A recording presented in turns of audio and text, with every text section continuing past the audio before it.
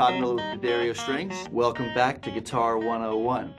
We are on to lesson 8.2. We're going to start applying some of those bar chord shapes we learned so that we kind of understand how to play these chords on the guitar. So what I encourage my students to do is just to find some music, anything with chord symbols, and start trying to apply those and play those chords as bar chords. For example, if we have an F minor chord, we've got to figure out that chord as a bar chord. So we've got our two pieces of information. We've got our root and our shape. In this case, the F is the root and the minor is the shape. So we always have two choices. You're going to have a 6-string root and a 5th string root. So for this example, let's find both of them. Let's find an F minor chord on the 6th string and an F minor chord on the 5th string. All right, so I'm going to go down here to my bar chord primer sheet, and I've got two minor chord shapes. One of them has the root on the 6th string.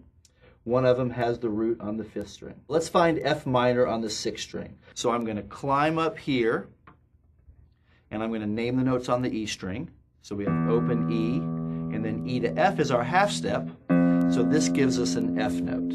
Okay, so that one was pretty easy. It's right there next door to the open string. So I've got my F, and I'm going to play that minor shape.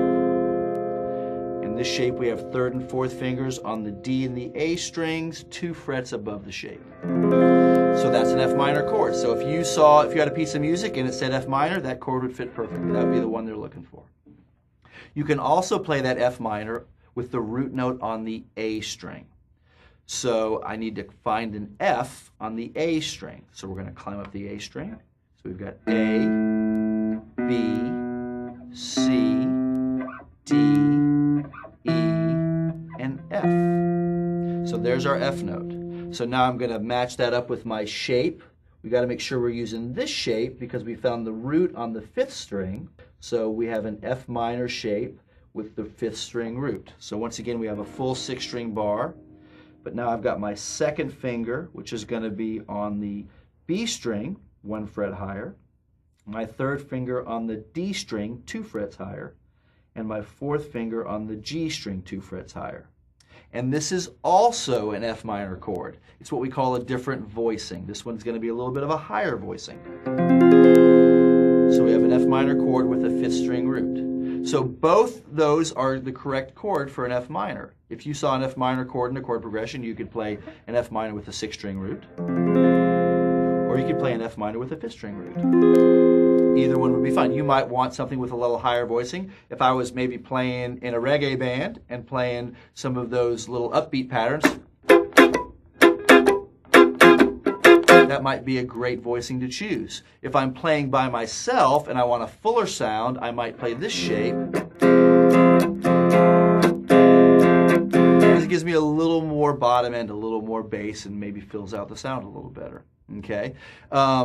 So if I'm figuring a song out and I see it's written as F minor, now I can kind of use that knowledge to maybe figure out exactly what the guitar player on the recording's doing. You might hear maybe some higher notes and you go, well, you know, that's probably not a 6-string root because I hear higher notes, so let me try that 5th string root. So those are good applications for your bar chords. So that's the general rule. You want to kind of figure out where that root is and match it up to the correct place on the guitar. And then you want to match up the shape with your groups of shapes. A couple other pieces of information that are important. You'll often see a 7th chord. For example, you might see a G7. That's shorthand for G dominant 7. So those are kind of, they're the same thing, just two different names for the same chord. So be ready for that. G7 and G dominant 7 are the same thing. Another one that is important to know is the major chord shape. For example, a G major chord.